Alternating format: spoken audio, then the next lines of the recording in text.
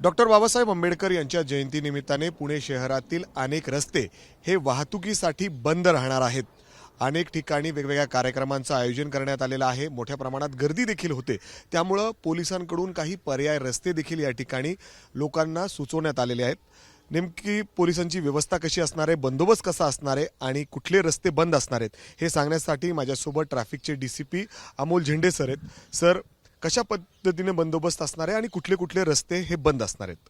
पूर्णपणे आपण ही जयंती जी पूर्ण शहरामध्ये 4 जे गर्दीचे ठिकाणी अशा ठिकाणी साजरी होती, असे 4 जे गर्दीचे ठिकाणी त्या ठिकाणचं आपण ट्रॅफिक ब्रँचकडनं आपण त्या ठिकाणी प्लॅनिंग केलेले आहे। त्याच्यामध्ये मुख्यतः सर्वात पहिल्यांदा कलेक्टर ऑफिसचा जो परिसर आहे त्या ठिकाणी जे काही एंट्री पॉईंट आहेत RTOकडनं असेल, त्याचबरोबर शाहीर अमर चौकाकडनं RTOकडे आपण बॅन केलेला आहे। त्याचबरोबर IB जंक्शन असेल, ब्ल्यू नाईल चौक असेल, साधू वासवानी जंक्शन असेल, GPO, त्याचबरोबर नेहरू मेमोरियल असेल, या ठिकाणावरून कलेक्टर ऑफिसकडे येणारे सर्व रस्ता आपण व्हेकलसाठी नो व्हेकल झोन केले, स्टॉपेज पॉईंट केलेत।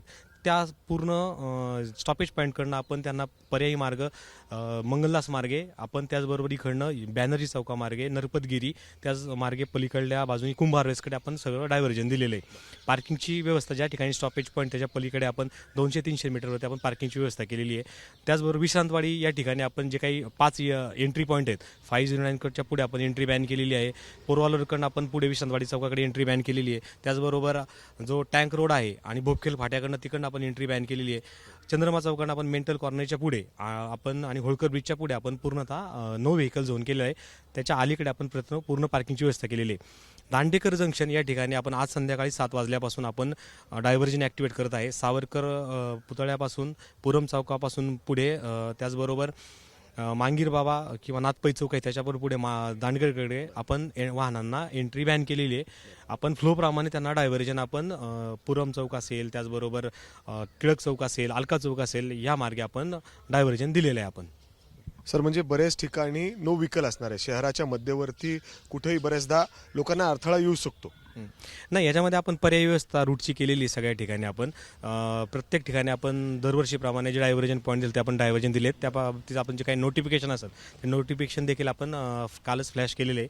नागरिकांना याद्वारे आम्ही आवाहन करतो की जे स्टॉपेज पॉईंट आहेत, जे डायव्हर्जन पॉईंट आहेत, तुमची गैरसोय होऊ नये तर त्या मार्गांचा आपण सर्वांनी वापर करावा। त्याचबरोबर आपण जी काही हेवी व्हेकल्स आहेत ते पूर्ण 24 तासासाठी आपण पूर्णतः शहरामध्ये आपण बंद केलेली आहे। डंपर असेल, मिक्सर हायवा असतील, त्याचबरोबर मल्टी एक्सेल व्हेकल असेल, त्यांना आपण पर्यायी मार्ग देखील दिलेले आहेत आणि त्याप्रमाणे आम्ही हे पूर्णपणे शहरात येणार नाहीत आज रात्रीपासून तर उद्यापर्यंत, म्हणजे 24 तासासाठी। बरोबर आहे सर, त्याचबरोबर बंदोबस्त कसा असणार आहे? म्हणजे अर्थात बरेच रस्ते बंद असल्यामुळे लोकांचे हाल सुद्धा होऊ शकतात, तर त्यांना कशा पद्धतीने गाईड केलं जाणार आहे? आपण फलक लावलेत का, म्हणजे दिशादर्शक फलक? आपण काय केलं, जे स्टॉपेज पॉईंट आहेत त्या ठिकाणी आपण ट्रॅफिकचा बंदोबस्त सफिशियंट डिप्लॉय केलेला आहे। त्या ठिकाणी आपण नोटिफिकेशन पण काढलेले, लोकांना आपण जे पर्यायी मार्ग आहेत सगळे हे करण्याचे, ते पर्यायी मार्ग पण आपण सगळ्यांना ऑलरेडीच कळवलेले आहेत। आणि दरवर्षीप्रमाणे हे मार्ग असल्यामुळे बऱ्यापैकी लोकांना हे अगोदरच प्लॅनिंगमध्ये ज्ञात आहे, त्यामुळे बऱ्यापैकी आपण त्या पर्यायी मार्गाचा वापर करून आपण लोकांना अडचण होणार नाही याची पूर्णपणे दक्षता घेतलेली आहे। सर, त्याचबरोबर आपण आणखीन बळ, म्हणजे बाहेरून पोलीस फोर्स बळ मागवलेलं आहे का? कारण आपण बघतो की खूप मोठ्या प्रमाणात, अतिशय उत्साहात, म्हणजे अर्थात गर्दी खूप मोठ्या प्रमाणात होते पुण्यात अनेक ठिकाणी।